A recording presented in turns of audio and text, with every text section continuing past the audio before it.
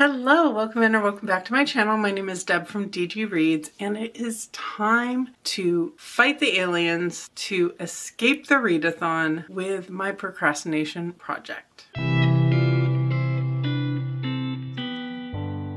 If you have no idea what I'm talking about, May brings us Escape the Readathon. This is a month-long competitive readathon that is super fun and chaotic and just all the good things from Lexie at Books with Lexie. And I am on Team Engineers, and we are off to a great start for the month. One of the prompts that Lexie put into our readathon, because we know all the prompts at the beginning, we just don't know which ones we're getting to necessarily and when. But one of the prompts, I saw it and I said, you know what? That prompt is telling me it's time for another procrastination project. And that is the prompt to borrow a book with an emphasis on supporting your local libraries. I borrow a lot of books. Even when it's a book I own, I tend to borrow an audiobook to go with it, or I'll borrow the ebook so I can take it with me without having to lug along an entire book. I carry enough in my purse on any given day to keep my shoulders definitely working out, so an ebook is a good option. So supporting my libraries is definitely something that I encourage, approve of, all the things. I have what I call my procrastination project, and what that means is I look at the books on my shelves, I put a lot of holds onto audiobooks or ebook versions of them, and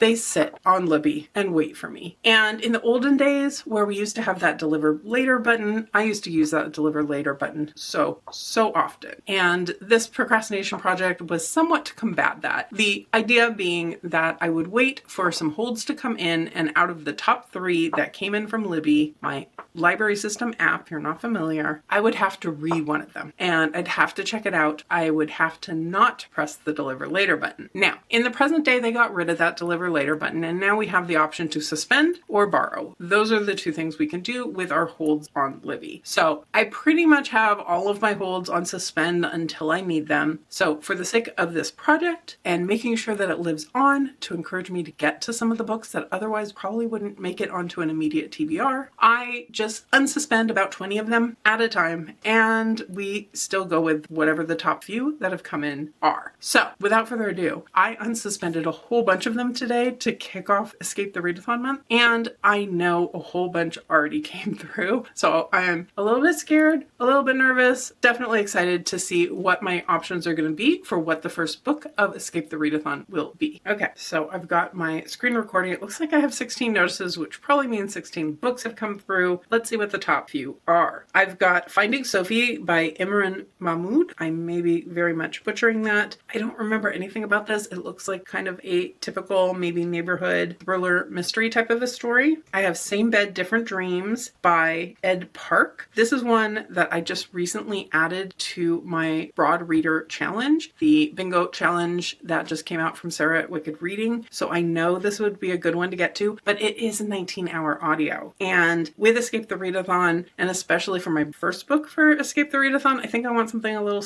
I almost said a little slower. That would be wrong. A little faster, a little shorter. That's the appropriate word. So let's see what our third option is. Oh, another long one. Helm of Midnight. This one also just went on to my reading challenge, but you know what? That one's even longer than the last one. This one is by Marina Lostetter, and it's one I'm super excited to get to. And I'm kind of hoping maybe this will come back around this month, but I think I'm going to have to go with Finding Sophie because it's the shortest. It's one that I know I've had for a while. I've had it on hold for 66 weeks, including 13 suspensions. So I've definitely had it a while. I know I have a gifted copy from the publisher. I don't remember off the top of my head who that is. Once I grab my physical copy, I'll let you know with my midway thoughts. But that's going to be our first book of the readathon.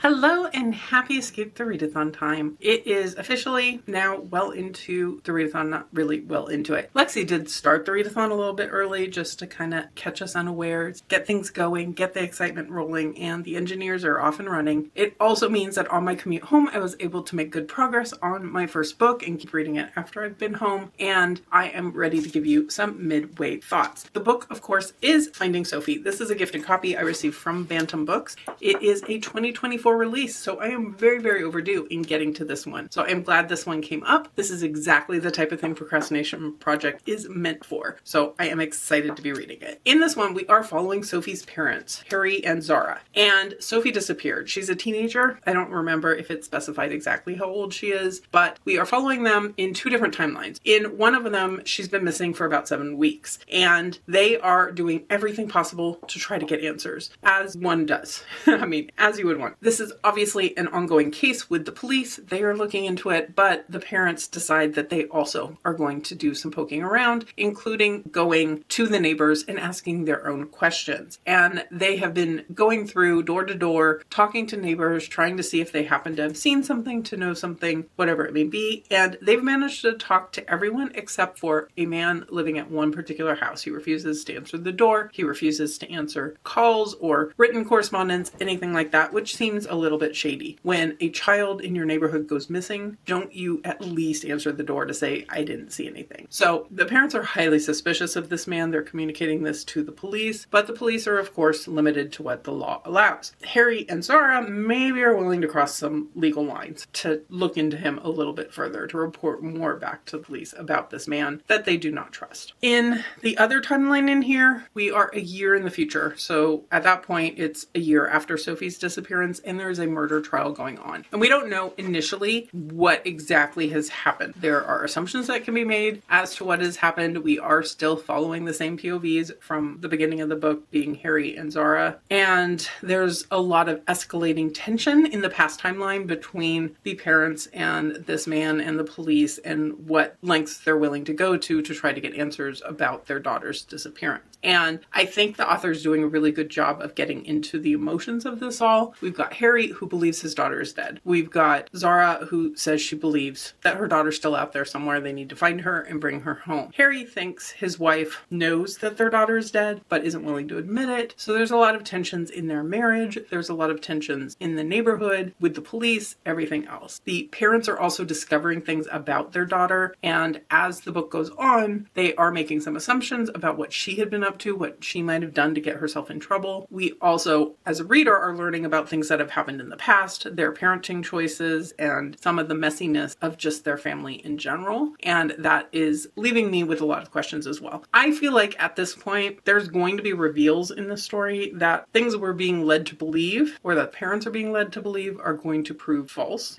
And I'm really curious to see how this is going to play out. I think the tension is being really well done in here. It's a very easy read to get into once I got going with it. And ultimately, I'm looking forward to continuing on. So I am glad that this one wound up getting picked. I think it was the right choice to start things off. I'm not feeling 5-star feelings investment in the story at this point, but I am having a good time. I'm glad that I have the audiobook so I can go get my dinner going and sit and eat and listen. And I'm hoping maybe, I'm not sure, because this is a little bit on the longer side, but hoping maybe I could finish this up tonight, or at least by tomorrow morning. I may wind up waking up in the morning and finishing it, possibly, so that I can figure out what's my second book of the readathon and have that to take with me on the road tomorrow. So that's my current plan. I will check in hopefully later. If not, definitely in the morning. It is getting close to bedtime, but I have finished my book. I finished up Finding Sophie, and I thought this was really well done. This is definitely an author I would like to read from again. The story takes some twists and turns that I did not expect. I would say a couple things maybe came a little bit out of left field for me. Maybe in the sense that it was just that I didn't pay attention to the right characters in here. That's definitely possible also. But it had me theorizing. It had me coming up with, oh, I'm sure I know what's happening. And then guess what? No, I was wrong. And there was moments in here where you could tell the author knew what direction a reader might take, because there were a couple of things where you're like, oh, okay, see, it's going my way. But no, it was just a character thinking it was going my way, but it wasn't actually going my way. So that was kind of fun. I think the pacing was really good in here. The pace that it keeps up and the reveals that you're getting and the way it deals with the different timelines, I think was really well done. I think the character moments were really well done. The traumas that the characters in here are going through, I think think the author does take some time to look at that and what it looks like to have the different things that are happening happen to you, and the kind of guilt that the parents are feeling, the anger the parents are feeling, the anger even toward the missing daughter. I think all of that really made a lot of sense to me. So in the end, I'm giving this one a really good, strong 4-star. It still didn't 100% have me invested to the 5-star level, but it definitely did to the 4-star level, if that makes sense. So ultimately, for my first book for the readathon, we are starting off really strong, and it also means we get to pick our next book. My phone is plugged in because I got it down to like 8% battery. So we are going to screen record and then open up Libby so I can return Finding Sophie after I'm done here. But let's see what we've got. Okay, starting off strong, we have Tuesdays with Maury. This is by Mitch Albom. This is on my May TBR and it's only 4 hours. And it's from a couple things that I need to get to. I'm trying to do at least one nonfiction a month. This will start me off strong for me. And it's also a Jewish author. It is Jewish Heritage Month. So multiple reasons why that would be good, but let's see what our other options are. Although I think I'm already leaning towards that one. Okay, we've got All of Us Murders by KJ Charles. This is a book box book, which is another one of my goals for the year. It's on at least one of my bingo boards that I'm working on. As is the next one, Jennifer Hillier's The Butcher. I know that one's on another one too. So both of those are really strong contenders, but I think I have to help myself out and go with Tuesdays with Maury for a nice quick read. And I could potentially even finish that by morning. Will I? I might not, but that's okay. I actually do want to wait till it's officially May to start that one, since I am using it for the May Jewish Heritage Month idea. So I think what I'm going to do is borrow that one and suspend the other two, and then maybe pick one more book. Maybe we skip those 3. I know I have more than just these 3. Okay, that's what we're going to do. We're going to borrow this one. We're going to suspend and suspend. Okay, let's see what we got. Ooh, more good options. Okay, we have Fiend by Alma Katsu, which is an author I really enjoy. It's a 7-hour audio, so it's short. I know it's a pretty thin novel, so that's a good option. I think that might even be on one of my bingos. I know. Ooh, The Austen Affair is on my main TBR, and it's on a bingo board. Are we just going to pick things based on my bingo board TBR priorities? Maybe. And then we have Fallen City by Adrienne Young. Okay, I think I'm between the first two. The first one because it's short, and it's been a book that I've been wanting to get to. The Austen Affair would just be helping me out with my massive TBR for the month, and I do think it'll be a pretty quick read. It'll be a good, I think, multitasking read because it's a romance. It's a historical. It's also a book that I have from Once Upon a Book Club box, which means I get to open gifts as I read it, and that's always an incentive. So yeah, The Austen Affair by Madeline Bell. Let's just go ahead and knock some stuff off my TBR at the very, very start of the month. That's going to feel good. And then I'll suspend these others and come back to you when I have thoughts on either of these books. Let's do that.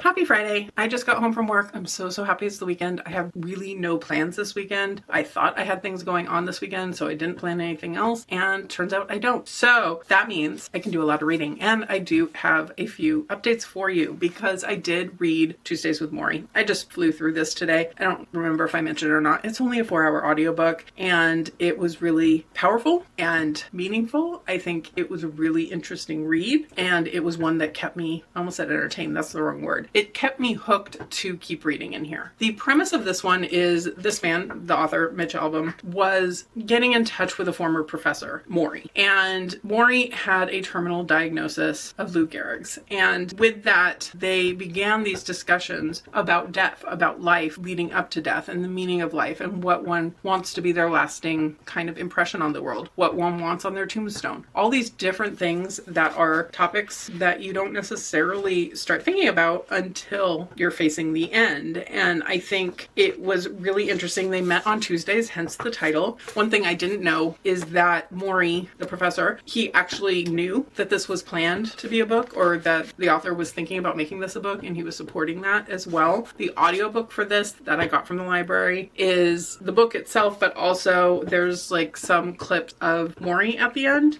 and like an additional afterward kind of the pitch of the book type of a thing and so forth. forth. But they go over different topics in here. The book kind of sets up the premise of how this came about and stuff, but then also the different Tuesday discussions they had. We talk about the world, we talk about feeling sorry for yourself, we talk about regrets, we talk about death, family emotions, fear of aging, money, love, marriage, culture, forgiveness, the perfect day, and we say goodbye. And I really think this was well organized and a really interesting kind of idea. This is kind of the professor's last venture into teaching and what he can teach about life as one is approaching death. And he talks about how, as a culture, we really kind of avoid the topic of death. We don't talk about end of life type stuff until it becomes a necessity to talk about. And I think there were a lot of really meaningful quotes that resonated in here. Thoughts about, my loss with my mother passing away at the beginning of last year. And it definitely struck a chord with me on many levels. So this was a 5-star, easy 5-star read for me. I do think it's one to approach with caution, depending on where you are in life, but it is a very meaningful read. And then slightly less successful so far, I'm about 45% into The Austen Affair, and I'm liking it enough. I think it's on target to be a 3-star read. I'm not wanting to not finish it. I kind of am curious to see where we're at, but you definitely need a lot of suspension of disbelief in this one. I think I just touched basically on the premise of this, but they're doing this adaptation of Northanger Abbey. Our main character that we're following is Tess, and her mom was Austen obsessed. And so as a result, she was Austen obsessed. And her mom was her best friend, but unfortunately she lost her mom. And she feels like she's kind of living the dream her mother would have had for her by landing this role as a star in Northanger Abbey, which was one of her mom's favorite of Austen's books. And she is determined to do her best in this, and she's very, very eager. She is trying to work with her co-star, the male counterpoint to her character, and he is a method actor. He's very much a stick in the mud kind of a character, and she's definitely the sunshine to his grumpy, and they don't get along, quite understandably. She does seem like she would be quite a lot to take. She's also just left a show that seemed a little ridiculous, quite honestly, but also she went through the loss of her mother during that show. Things weren't going well with that show. The writing, it sounds like, wasn't great on that show, but there's a lot of rumors about why she left the show and that she was canned from the show, and all of this kind of looming over her head as well. Where this winds up taking an interesting twist is suddenly there's some sort of an electrical thing, and our two main characters are suddenly on the side of the road in the same place they were before, but back in Austen's era. And they are recognized, or the male co-star, Hugh, is recognized because he is a descendant of one of the local families. He looks a lot like a missing relative, so he gets taken in by that family thinking that he belongs, and she goes with him. Obviously, this is a romance. It's going to have romance ensuing. I'm not super much feeling the chemistry between them. I'm waiting to get more invested. I'm hoping I get more invested in the second half. We are starting to see him soften and give a little bit of insight into him and his background, and we're in her head, so we kind of already know her pretty well. So I'm not sure how this is going to go. It's a little bit silly. I can see why kind of the Goodreads rating is on the mid side. So I'm going to keep going with it. I am overdue to open my first gift. I'm not spoiling any gifts for this one, but I did bypass my first opportunity to open a gift from Once Upon a Book Club box, and I will put in a plug here. This is not sponsored in any way, shape, or form, but if you might enjoy opening gifts as you read a book from Once Upon a Book Club box, I do have a discount code DGReads10, which does get you a discount on your first order from them. They do a variety of genres and a mix of different types of gifts and so forth, so it's always fun. Even when I'm not 100% loving the book, I do look forward to reading them because I do get to open gifts, and you never know, might be something fun. So that's the plan. I do need to make myself dinner. I am finishing up a book for a different vlog that I should have finished before the month started probably, but did not. So that's on the plan for this evening, but I think this one will get finished by tomorrow at the very latest, and then we will get to have final thoughts on this and a new pick. Okay, we're staying on theme for Procrastination Project. I procrastinated the change of my battery, which resulted in my battery dying, which resulted in it not having recorded the video I was in the middle of filming at the time. So let's catch you up.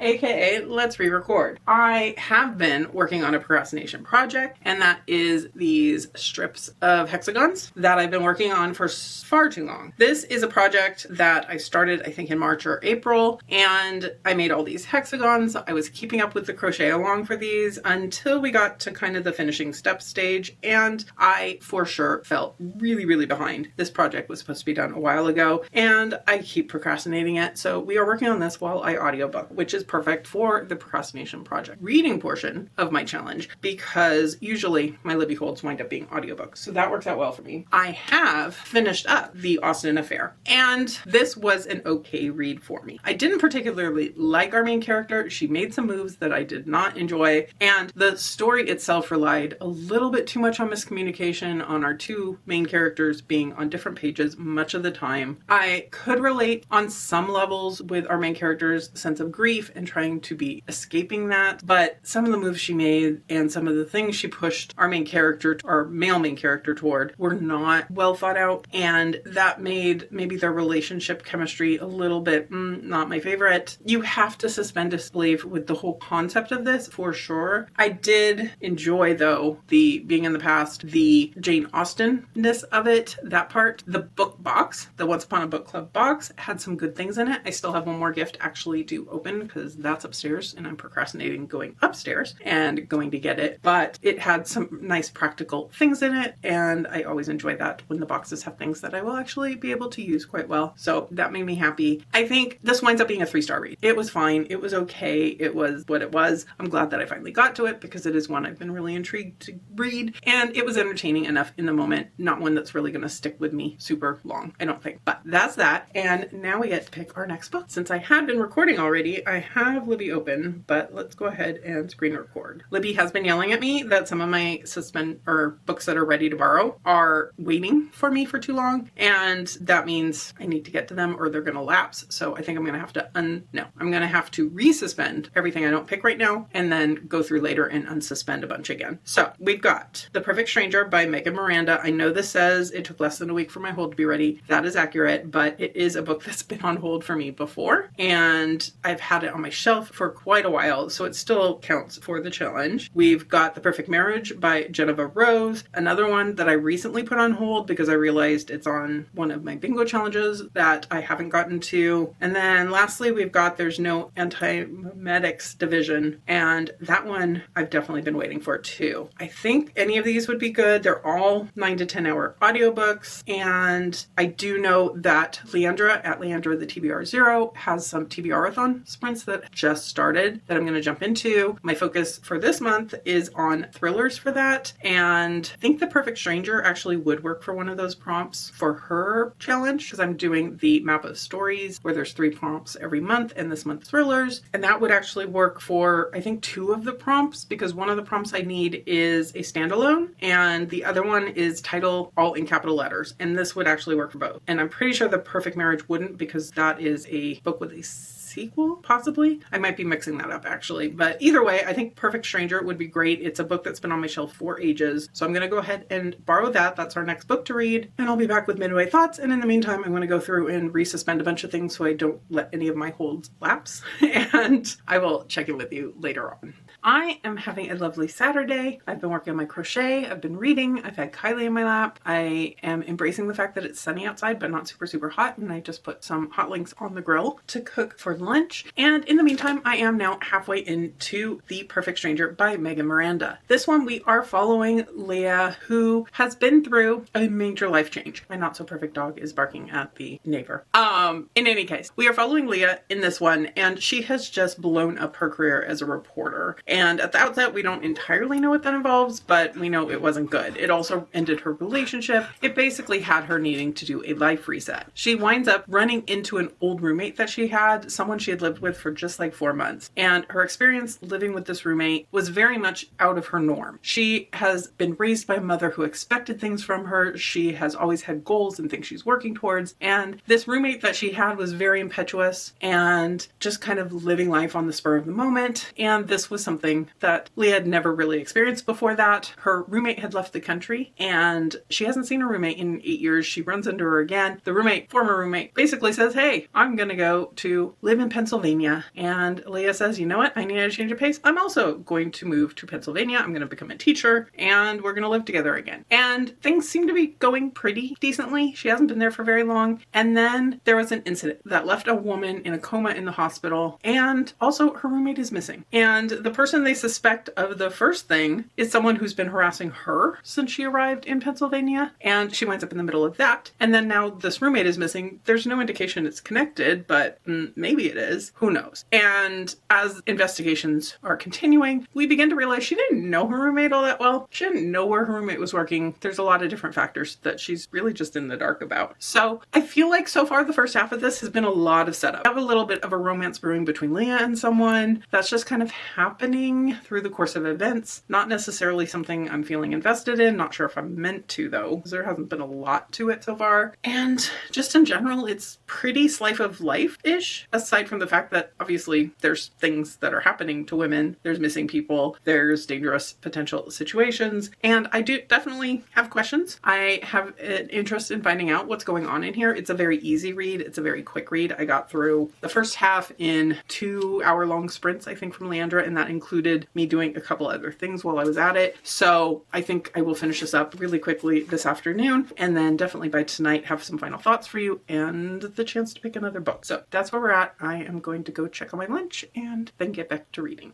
I finished up my book and then I took a bit of a readathon break, kind of watched some of Mel's sprints and then kind of just tuned out for a while and read something that wasn't part of this project for a little while I just laid in bed. And now I'm back to let you know my final thoughts here and pick my next book. So with this, I generally liked it. It wasn't a new favorite, Megan Miranda, but it did have twists and turns that I did not see coming. And I did kind of like the direction that it took. So I was overall happy with this one. It was definitely an easy read, which is kind of what my brain needed today. And overall, I had a good time. The main character in here, I think generally I liked her actually. She was doing maybe some slightly silly things, but silly things that were needed to progress the story along. And she wasn't doing them entirely without thinking things through. I think there were issues in here where the police were looking at her in places where she had insider information, that she had kind of sources that she had to keep quiet. And I think she walked a good line of what she could and couldn't do. The reveals that we get about what happened in her past also definitely trigger material in here. So look into that if that could be a concern in terms of kind of mental health and suicide and domestic violence and sexual assault and a lot of different things going on in here. Violence, obviously. Actually, I don't know if it's obviously or not, but there is a dead body at one point. And there's a lot of moving parts in here, but I think they're well balanced out. It still didn't 100% wow me, so I think I'm like at a 3.5 or so for this, but still a good time, and it's one I've been meaning to get to for ages, and I'm glad that I finally did. So with that, let's see what the library has for us. Hoping maybe I can get like 2 more in before the weekend ends, and I think that's kind of the plan, is to finish this off when the weekend finishes off. But let us open up Libby and screen recording. Okay, we've got Fiend again, a nice short one. So that would be a good option. One that I probably could read quickly. Omakatsu. I think it's 2 families warring maybe in the business realm, but there's a curse maybe. This is 100% me trying to remember what this is off the top of my head. We've got They Call Her Regret by Chanel Desamores. And this one, I think I have it from a book box is the reason I have it on here. That's literally all I know about it. Oh, and then we've got Stephen King and Joe Hill in the Tall Grass. This is a 2-hour audiobook, so very, very short, but I do recall when I was unsuspending things, this one is over 60 pages, so it does count for the readathon. So I think I have to pick that one up. That will help my team out a lot. And it's also the novella I think I put onto my horror bingo challenge from Sarah at Wicked Reading, and I only have like 4 spots left on that to finish it, so I feel like I do need to do that. Let me see. Can't keep scrolling. I need one of the top 3. So yes, we're gonna do that, and then that'll be super, super quick. So I will finish that up for sure tonight, and then probably in the morning, unless I come back to you tonight. But right now I'm thinking I'm about ready to wrap up for the day. I did read 1,000 pages today between what I'm doing for this and a few side projects. So I definitely feel like I did my duty today for my team, but I will finish that one up today and then pick out something else with you in the morning to do one final book, I think, for tomorrow. That is the plan. So with that, I wish you good night or whatever time of day it is when you actually see this, but I will see you in the morning. Happy Sunday. I am starting off the day a little bit slow. Slept in a little bit more than I typically do, but that's because I stayed up far too late last night reading. Separate from this vlog, just something that I needed to get to that I meant to get to in April and did not. I'm rereading When the Moon Hatched by Sarah Parker and really enjoying my time with it still, so I'm glad that it holds up, especially since I bought special edition, but it did keep me awake reading it for far too long. It's not a short book. It's like 24 hours on audio, and I am nearly at halfway as of this morning, which I did not anticipate. So anyway, I did also finish reading In the Tall Grass. Like I said, it was going to be a very quick read. This is written by Stephen King and his son Joe Hill, who is an author in his own right, and mixed feelings on it. It definitely went the direction of having a lot of trigger content in it. We have this brother and sister character who are making the drive. The sister is pregnant and significantly pregnant at this point. She's asked to go stay with her aunt and uncle, I think it is, while she is pregnant to have her baby. And the brother is taking her across country to go do this. They're both teenagers. That's the other part of this. They stop somewhere. They hear a voice or two voices coming from this really, really tall grass outside of a church. And it's a little boy asking for help because he's lost. It's also his mother telling him to be quiet because someone might hear you or he might hear you. And the brother and sister are a little confused by this, but decide they need to help at least the little boy go find him in the grass. Problem is, once you go in the grass, you can't get back out. And that is kind of the premise of the story. And then it goes some really dark directions. There is, like I said, a lot of trigger warnings on this one for such a short book. And I didn't love that part of it. I do think the premise was really interesting. The tall grass setting was really creepy. But in the end, this one's landing at like a 3.5 to a 3 for me. So I'm glad that I accomplished that because it was on a challenge bingo board. It was also a really quick submission for my team, which is good, especially since the other book I'm reading is rather long and not going to be a quick submission for my team. But I am hoping to at least get to one more book today. And I did see that a few new holds came in. Like I mentioned yesterday, I did have to kind of go through and resuspend everything and then unsuspend everything last night because things were about to kind of start lapsing if I did not do that. So let us pull up our screen recording and let us pull up Libby and see what our books are. Okay, we've got Fable for the End of the World by Ava Reed. This is one I know that's come up in a previous, I think, Procrastination Project, and it is one that I want to get to, but I'm still kind of in the mood for more thrillery mystery types. So we got All of Us Murderers back again. That's KJ Charles, and I know that one's on at least one of my bingo boards, so that would be good. And it's only an 8-hour audiobook, where Fable at the End of the World's 11, so that'll be easier to get through today. I do have a couple of distracting things I think happening today. I think a watch along's happening. I know the new episode of From comes out today, so